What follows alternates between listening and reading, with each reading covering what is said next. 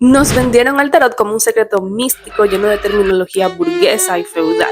Entonces, los latinos, ¿cómo entramos aquí? En este video hoy les voy a decir cómo podemos descolonizar el tarot o darle una perspectiva más latina. El origen del tarot data del siglo XV. El mazo más antiguo del que tenemos registro es el Visconti Sforza. Este mazo fue encargado por el duque de Milán en 1440. Fue creado a mano en panes de oro. Este primer mazo tenía arcanos mayores como lo son la emperatriz, el mago o el colgado. Sin embargo, los arcanos mayores que faltaban en este mazo eran la torre y el diablo. No hay registro que corrobore si estos arcanos que faltaban eran porque simplemente no lo incluyeron o por si se perdieron en el transcurso de los años.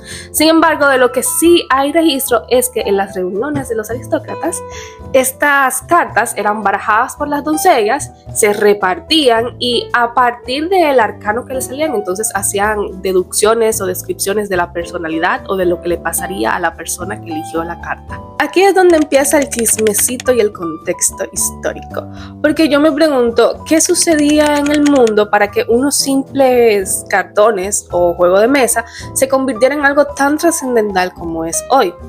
Primero tenemos que empezar con la caída del mundo medieval. En 1453 cae Constantinopla ante el Imperio Otomano.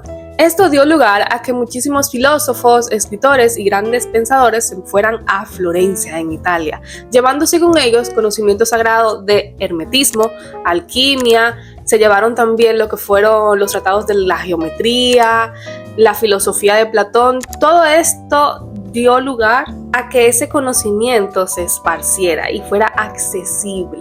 Uno de los hitos históricos más importantes fue el nacimiento del Renacimiento italiano. Este era un movimiento artístico que consistía en pintar figuras santificadas o etéreas en entornos más naturales, dando la sensación de cercanía y cotidianidad.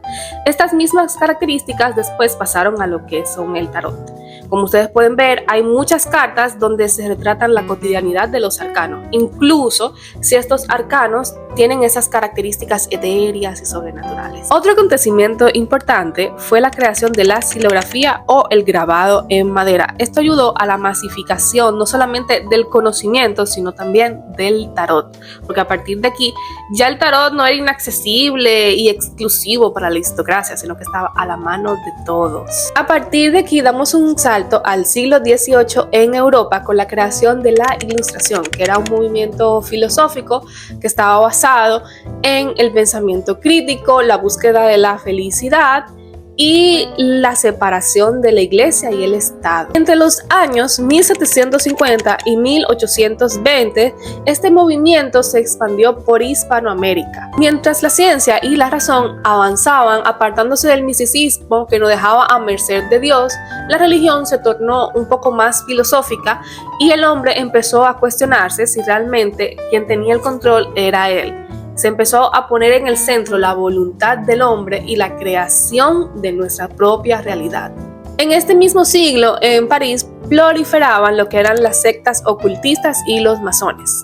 Aquí ellos empezaron a hacer analogías con el tarot y la cábala, el tarot y la astrología, y todo este conjunto que yo vengo diciéndole fue lo que le dio el peso y sustancia al tarot. Lo más cercano que encontré de la introducción del tarot en Latinoamérica fue con la llegada del tarot Weird. A inicios del siglo XX, las logias argentinas, chilenas y mexicanas, en contacto con las logias europeas, trajeron el tarot de Weird. Oscar Weird fue un ocultista suizo que en 1937 creó el tarot de los imagineríos. Aquí el tarot él lo veía como una vía para aprender a pensar y era visto más bien como una fuente de conocimiento filosófico y ético. Este tarot ellos no lo utilizaban con fines adivinatorios, sino de pedagogía y estudio moral. Actualmente el uso de este tarot todavía sigue utilizándose en espacios formativos y algunos terapeutas lo emplean como una herramienta proyectiva. Ustedes saben, en mi anterior video yo me explayé más respecto a esto. Yo no estoy de acuerdo de que se utilice el tarot en prácticas psicológicas.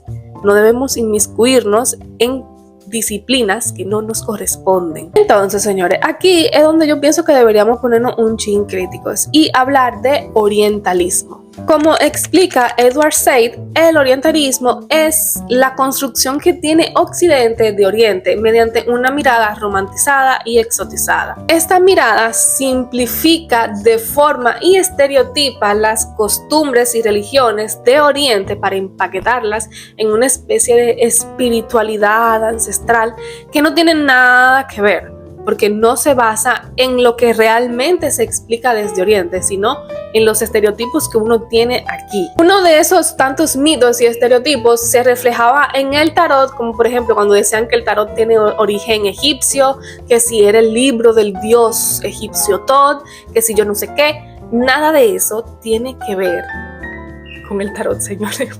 Por favor, paren. Nada de eso tiene que ver con el tarot, ¿ya?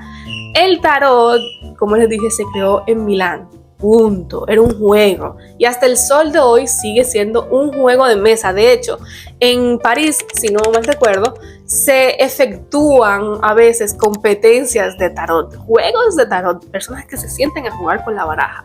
Cuando el mazo llega entonces de forma masiva al público latinoamericano, saliendo ya de las logias secretas y los masones, llega en el revival de la espiritualidad y el movimiento hippie que se dio en los años 70 y 80 y venía ya arrastrando todos estos conceptos y mitos. Pienso que por más justificaciones que hayan, el tarot sí tiene una fuerte mezcla y carga de lo que es la apropiación cultural, señores.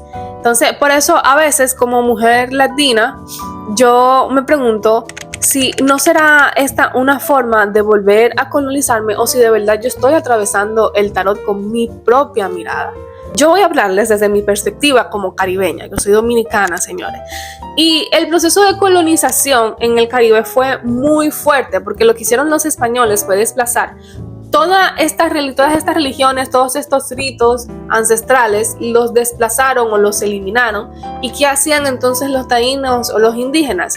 Sincretismo religioso. El sincretismo religioso es básicamente cuando tomamos un sistema de creencias o religiones y la mezclamos con otros. Los taínos lo que hacían eran esconder detrás de los dioses europeos a sus dioses, ¿ya? Y a partir de aquí nacieron prácticas como lo son el vudú, la santería o el palo mayombe. Los arquetipos del tarot se introducen aquí de la misma manera. Aunque la baraja maneje un sistema de jerarquización burgués lleno de reyes o reinas, somos nosotros los que le damos el trasfondo, el sazón, la batería y el reggaetón. Uno de los trabajos artísticos que he tenido la dicha de ver recientemente y que mezcla la riqueza cultural que tenemos como latinos es el trabajo del Ghetto Tarot de Alice Smith. Alice es una fotógrafa, artista y documentarista belga.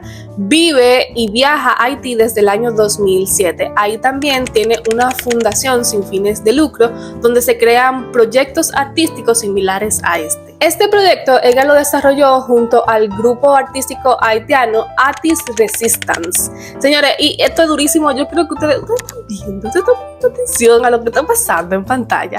O sea, yo quedé loca y sin idea cuando vi esas imágenes. Una de las condiciones para crear este proyecto fue que solamente se utilizarían los materiales locales y naturales que estuvieran a la mano. Para Artist Resistance, el gueto no solamente es un lugar de precariedad o de falta financiera, también significa comunidad, familia, creatividad y felicidad.